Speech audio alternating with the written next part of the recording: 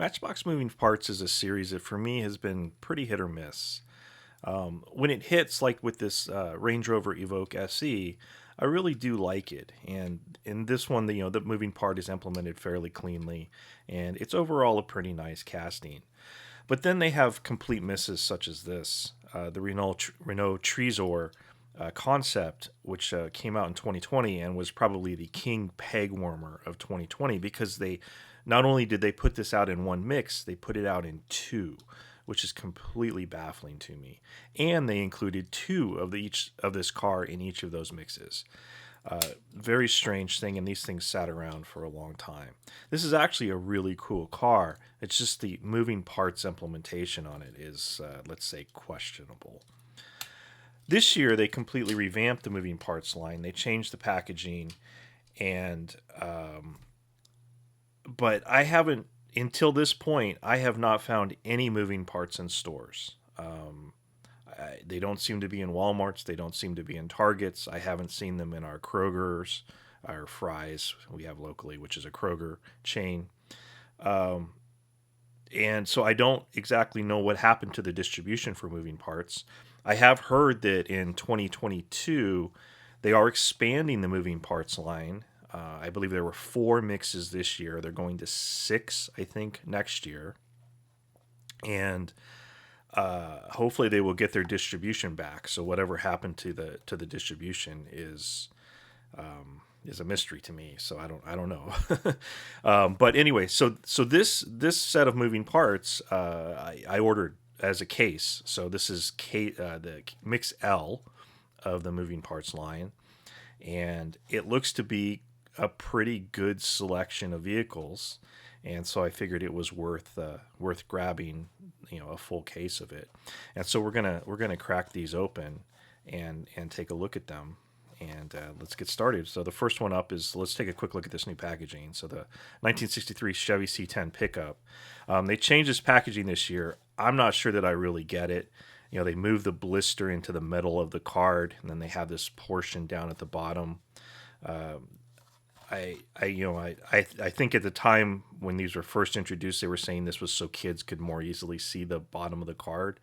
But I'm not sure that I really buy that as a win, and I'm not sure that I really buy this packaging as a win either. It seems to be pretty inconvenient overall, more easily bent, and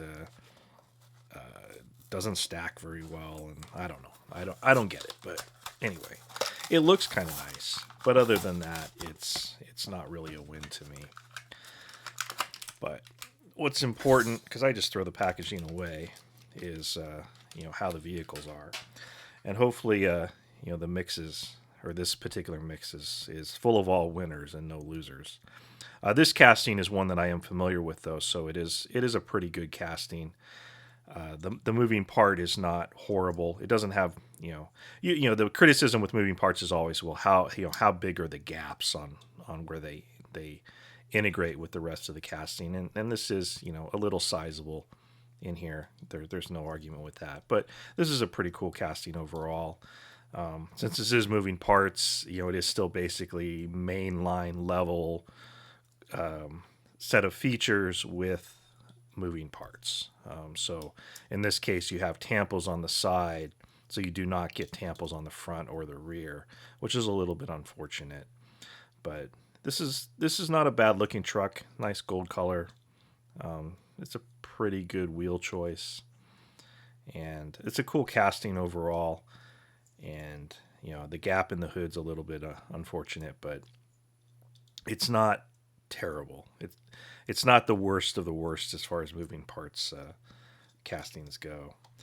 Next up, we have the 1950 Chevy Suburban. This is the first example of this casting that I have purchased. So I'm actually pretty excited to get to check this one out. And this is in the National Parks livery, which is always a popular livery. And again, you get tampos on the sides, so there's no front tampo or rear tampo. And then the opening hood, which is pretty loose.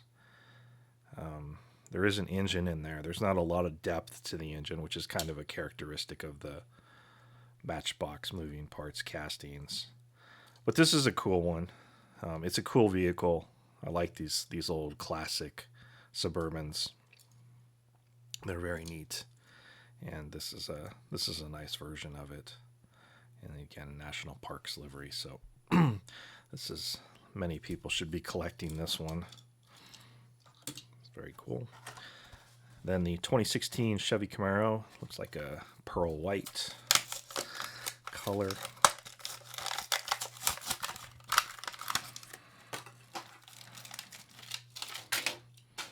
Again, with the opening hood and a very flat engine in there. But this Camaro casting is pretty decent for a Matchbox, and the hood closes pretty well. For a Matchbox opening hood, this one's actually not bad at all.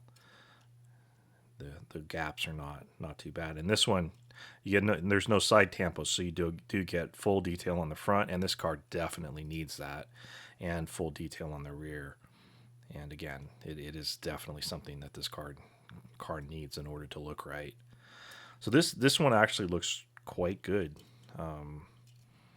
It's a very nice pearl white color, and the detail where you want it.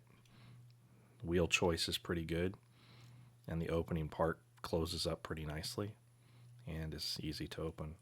So this is nice. It's a good release. And then I already mentioned that I do like this cast, this Vogue, and so I had the black one, and then we get one in white.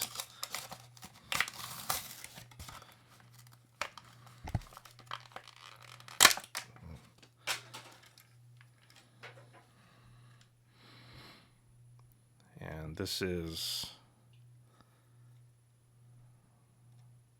also kind of a pearl white. It's not quite as pearl as this, but it does have a little bit of a metal flake to it. And this one, you get detail. You get 4 tampo passes on this one, so you get both sides, the front and the rear. And unfortunately, the black one the tailgate on the black one integrates better. This one, it's clear that this tailgate is plastic, and it doesn't match as well, which is unfortunate. And this is one of the real weaknesses of the Matchbox Moving Parts line, is when they do their moving parts in plastic, just like this Trezor. It's the same kind of thing. It worked here because the paint matches well enough that it doesn't stand out. But on this one, you can definitely see it, which is unfortunate and disappointing. But otherwise, from the front and the sides, this looks good. I do like this casting. It is a pretty cool one. So then in this case, you do get 2 of these 2020 BMW M4 Cabriolets. And these look pretty nice, in a nice kind of looks like a purplish blue color.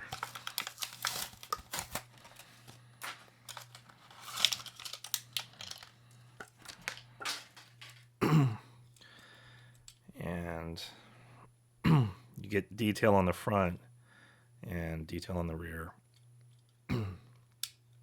Opening doors, which close pretty well. It actually had a kind of nice snap to it for a Matchbox Moving Parts release. Wheel choice is good. Interior is okay. You have the steering wheel, which is kind of a tombstone steering wheel, which is a little bit unfortunate, but it's kind of what you get at Matchbox in these days. But overall, this is a nice looking model for a BMW convertible. It looks really good. So happy with this. The color is just it's a dark blue, but because it gets kind of thinned out in areas, it looks almost purple. It's not metallic though. It's just a gloss dark blue. So that's very nice. I actually like that one quite a bit. Then the next one is the 1982 Datsun 280ZX.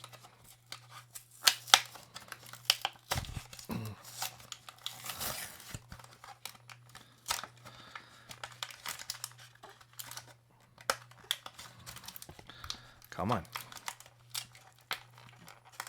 Wow, that one was... He did not want to come out of the package.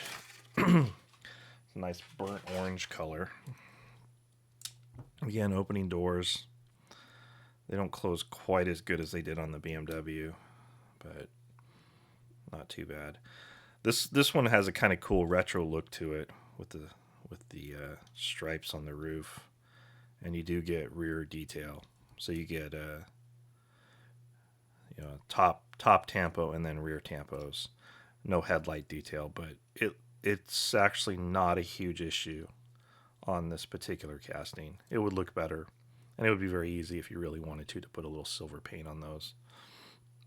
But because you do get the logo and then the detail here, it doesn't look bad at all.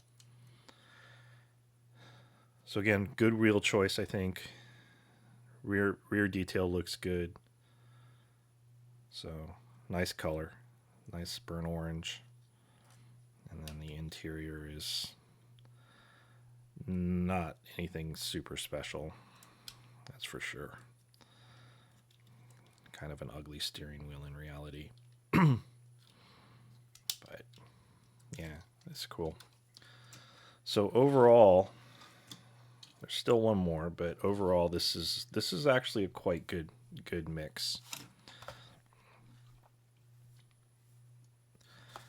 And worth picking up if you can find them. So then the last one is the 2019 Ford Ranger. For me, this is the one that I'm the least interested in. This is, it's a fine casting, but I'm not a super huge fan of, trucks like this.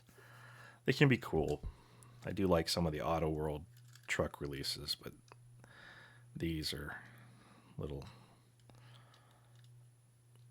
iffy to me. This tailgate doesn't want to close all the way.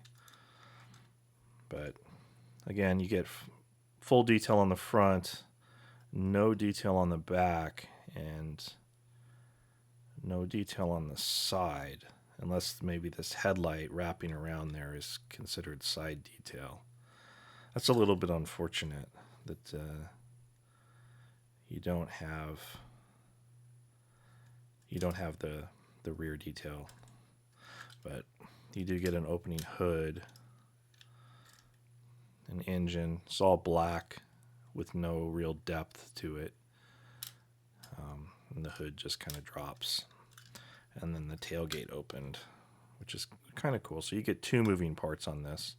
It does sit flat, and then it's a little stiff, but it seems to be closing okay now.